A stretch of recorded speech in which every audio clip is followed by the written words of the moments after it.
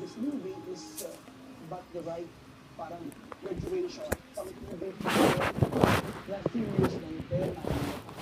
Kailangan na malalim yung atake nila sa loob. Tayong dalawa, tama si Sarah. So management wanted na tuloy-tuloy Yun yung ako na yung alaga independent. ang pagkain. It felt like Kasi parang kung may isang sinabi pagkain sa lang kinawin. washing machine, sayang kayo, di sana ko dito ako nakadal, di sinala niya na sa washing machine. Sabi niya, Kasama po namin dito yung siyempre, automatic na eh, hindi na ako maglalaba.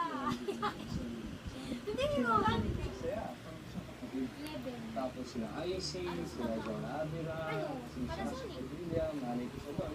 Yung sinabi sa akin, medyo ako nakakabahan dahil wow, si Sasha. Hindi kasi ano naman yan. Sa shoot na kami, sobrang bait. Habang nakatrabaho ko 12 years wala. si Luxin, siya yung nanay ko, Mr. Ricky Davao, siya yung daddy ko Eh, dito. may And warranty. yung ate ko, siya yung dito ko ang cute. Basta masaya lang namin. Tapos parang wala lang, parang naglalaro lang kami.